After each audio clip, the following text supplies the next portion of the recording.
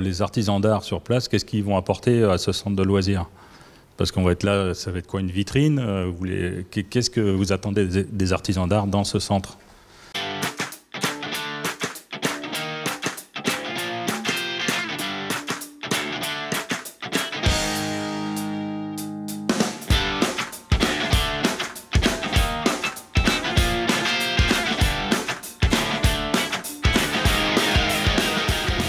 Moi, j'aime bien dire les choses. Le visiteur, il faut qu'il dépense. Maintenant, c'est joli, visiteur, c'est vrai. Et puis, j'aime aussi, voilà, j'adore ça, parler de mon travail et pas forcément dans le but de voir la personne partir avec. Mais il est clair que si j'investis dans des lieux comme ça, il y a un moment où il faut aussi que sur la table soit posée cette question de vous.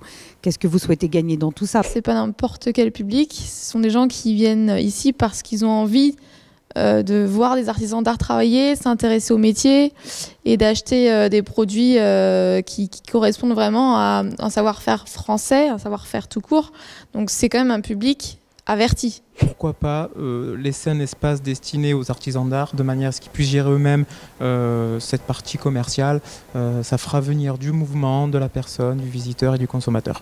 Ça peut être intéressant aussi de mutualiser la commercialisation, c'est-à-dire que l'artisan, lui, va être peut-être en arrière-boutique pour produire, et il ne va pas forcément avoir envie, ou il va pas, et donc peut-être avoir des personnes mutualisées pour tous les artisans d'art pour justement faire l'acte de vente. On a l'ambition d'être une destination, une nouvelle destination du Grand Paris. Donc au même titre que les gens vont voir la Tour Eiffel, voir Euro Disney, demain ils auront un intérêt à aller Europa City et cet intérêt résidera en partie par le fait qu'il y ait une multiplicité d'activités. Faire venir des touristes qui effectivement depuis Roissy-Charles de Gaulle sont à 7 minutes avec la ligne 17 jusqu'à la station Triangle de Gonesse. Là ici on est vraiment dans la co-construction et c'est vraiment quelque chose d'important pour nous.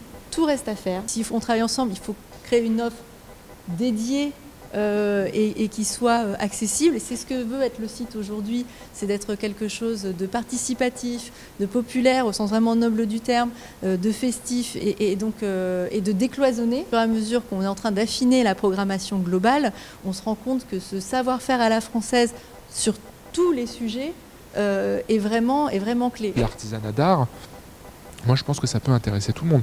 C'est ma grande surprise, à chaque fois qu'avec les chambres des métiers on fait une visite, de découvrir des choses dont je ne savais pas qu'elles existaient. Les artisans d'art n'auront pas tous intérêt à être là toute l'année, mais ils auront peut-être besoin d'être là pendant un mois pour montrer ce qu'ils font, et après vous avez des circuits de vente. Et l'intérêt pour nous, sur le modèle économique, c'est de créer du flux, de créer de la rencontre. S'il n'y a qu'une seule chose, ça ne marche pas. Et si on met des artisans d'art peut-être partout, j'en sais rien, c'est peut-être ce que vous nous recommanderez, peut-être que ça ne marchera pas.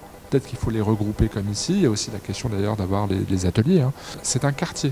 Et un quartier, ça vit parce qu'il y a de la mixité.